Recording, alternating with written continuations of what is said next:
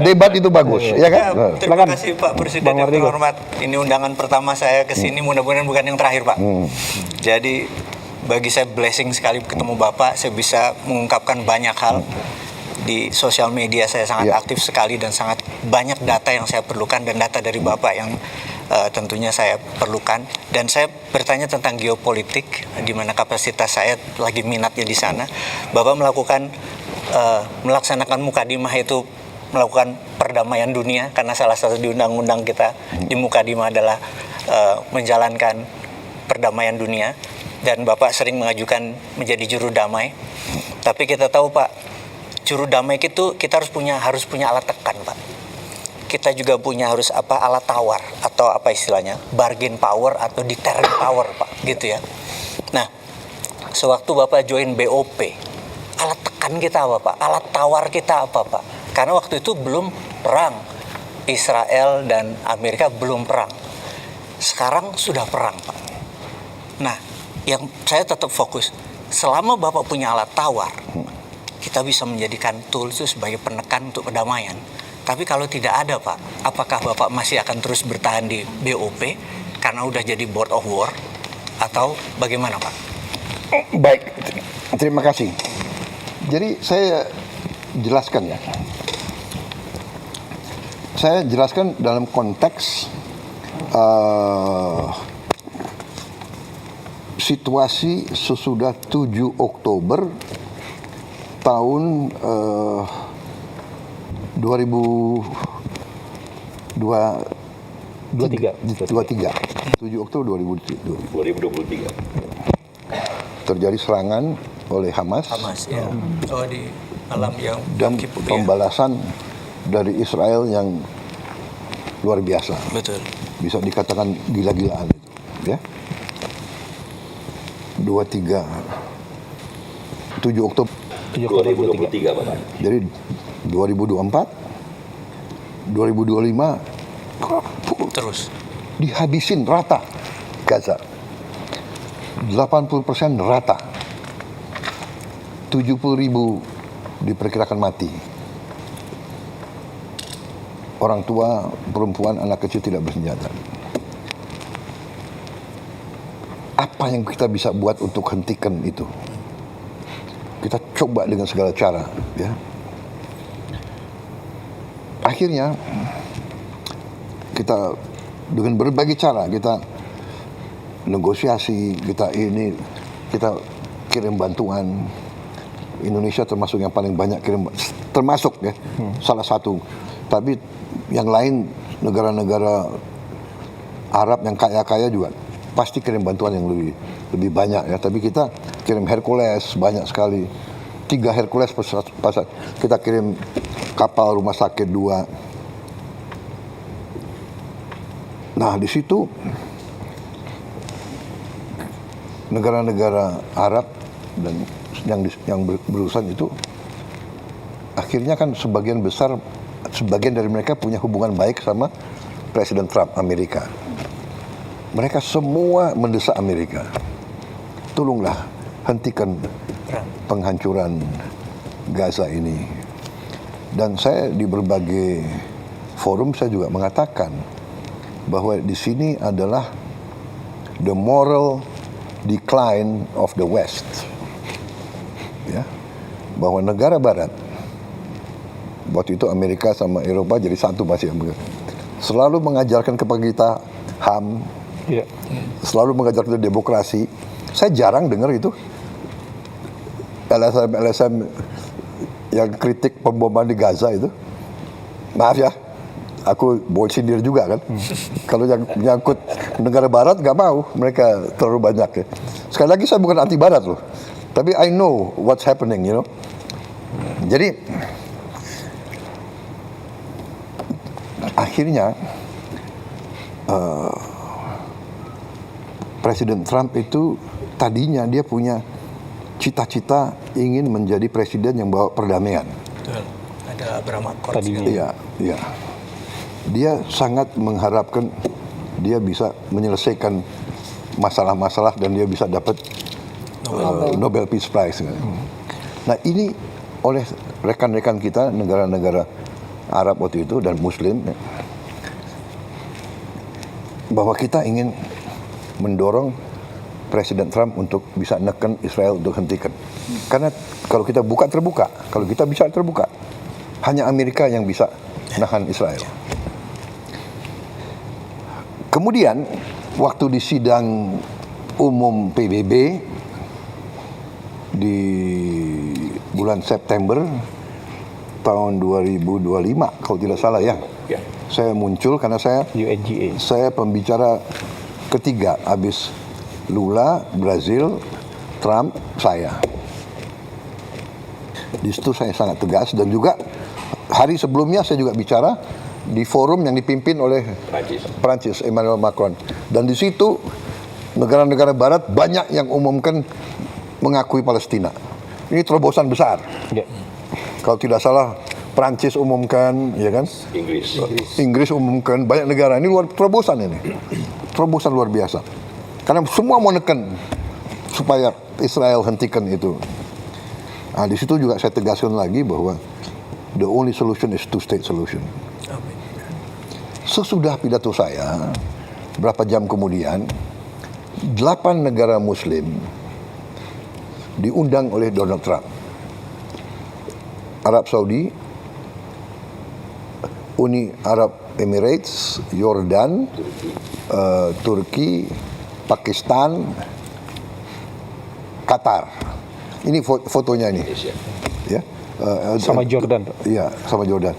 Jadi yang mimpin waktu itu Donald Trump dan Erdogan, dua co-chair the meeting. Jadi di situ Mesir Perdana Menterinya hadir, Pakistan Perdana Menteri, Raja Abdullah sendiri hadir, adiknya MBZ hadir, dia kalau tidak salah duta besar di Washington, saya dan Emir Tamim. Ini juga Menteri Luar Negeri Arab Saudi. Di situ dia minta Witkoff nggak salah duduk di belakang itu, nggak kelihatan di belakangnya besan ya. Dia bacakan 21 point plan of Trump. Tak. Kita pelajari, kalau nggak salah ada paragraf ke-19 kalau tidak salah ya. 19 ya. Dia bicara macam-macam, interface dialog, tapi paragraf ini yang menentukan bagi kita. While Gaza redevelopment advances and when the Palestinian Authority, ya, Palestinian Authority jadi pemerintah yang mimpin Palestina sekarang, reform program is faithfully carried out, the conditions may finally be in place for a credible pathway to Palestinian self-determination and statehood, which we recognize as the aspiration of the Palestinian people. Ke-20, the United States will establish a dialogue between Israel and the Palestinians to agree on a political horizon for peaceful and prosperous coexistence. Jadi, kita lihat, wow, ini 19 dan 20 ada peluang, walaupun kita tahu ini sedikit. Akhirnya kita berdelapan diskusi, kita dukung ini atau tidak. Akhirnya dalam lobby sebelum ini kita bilang kita dukung ini. Habis itu Emir Tamim kita tunjuk sebagai juru bicara kita. Akhirnya setelah dibacakan Emir Tamim atas nama kita, karena kita sebelum meeting ini kita sudah dikasih poin. Pak, sorry Pak, ini resolusi UN Council ya Pak? Jadi Iya, resolusi tapi berdasarkan plan itu. Step itu. Berdasarkan, jadi poin-poin ini poin yang BOP atau poin US Council Pak? Pertama ada halaman ini ada di poinnya Trump. Oh, oke. Yang dimasukin ke resolusi itu. I see. Nah, akhirnya Emir Tamim bilang, Mr. President, we like your plan. Ya, plannya Trump kan jadi 20, pertama 21, akhirnya jadi 20 dan sebagainya. Tapi anyway, we like your plan, but the problem is not us. The problem is Prime Minister Netanyahu of Israel. Nah, di situ Trump bilang, dia bilang begini, dia lihat ke kita, Emir Tamim kan di sebelah saya, dia let me take care of Netanyahu. Prime Minister Netanyahu. Dia let me take care of Prime Minister. I will convince him. Jadi dia kasih jaminan ke kita. Dia yang akan menggait Perdana Menteri Netanyahu. Dan benar, ini kalau nggak salah pertemuannya hari Rabu atau Kamis, Perdana Menteri Israel datang hari Senin dan akhirnya dipanggil ke White House dan akhirnya dia juga terima masalah ini. Dalam perjalanan terjadilah gencatan senjata. Ya. Terjadilah gencatan senjata pertama kali. Akhirnya berkuranglah penderitaannya rakyat Gaza.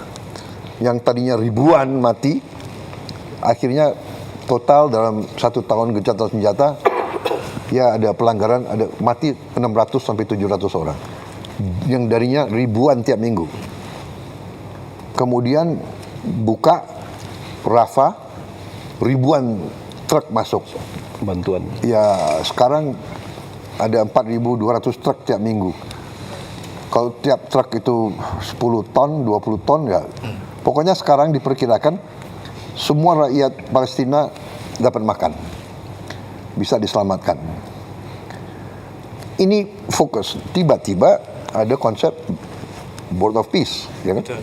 Jadi, nah Board of Peace, ternyata rencana itu yang tidak ada Board of Peace, itu dimasukin ke Dewan Keamanan. Resolusi Dewan Keamanan. Revolusi 2803. Yang tidak diveto oleh siapapun. Berarti Rusia dan Cina ikut mendukung. Walaupun tidak eksplisit. Dia abstain, tapi dia mengizinkan resolusi ini. Nah, itu syarat kita. Jadi syarat saya dari awal, saya akan ikut dalam proses perdamaian. Indonesia siap menyumbang pasukan perdamaian asal disetujui oleh PBB. Akhirnya Board of Peace disetujui oleh PBB. Nah, kita tanya lagi 7 negara Muslim lainnya, bagaimana? Akhirnya kita ambil kesimpulan begini. Kalau kita di dalam, mungkin kita bisa pengaruhi dan membantu rakyat Palestina. Kita tahu tidak gampang. If we are inside, maybe we can help. Dukung rakyat Palestina. Kalau di luar, Pasti nggak bisa. we cannot do. Jadi akhirnya kita putuskan kita masuk. Oke. Kemudian itu statusnya. Dan saya, ya, jadi saya setuju benar sama yang dikatakan Pak Mardigu. We must have leverage. Kita harus ada posisi tawar. Saya tidak tahu kenapa Indonesia diajak. Kita agak jauh. Tapi mungkin karena kita dianggap salah satu negara Muslim yang besar. Ya, Turki besar, Pakistan besar. Walaupun kita jauh dari situ, kita diajak. Jadi ya saya menjalankan perjuangan bangsa Indonesia dari dulu. Kita selalu membela kemerdekaan Palestina. Dan itu mereka tahu. Dan saya selalu katakan dalam pembicaraan saya dengan tokoh-tokoh Barat, kita akan ikut. Dan kita siap kirim pasukan perdamaian, asal saya bilang, semua pihak setuju keterlibatan Indonesia. Pertama, tokoh-tokoh Palestina. Kedua,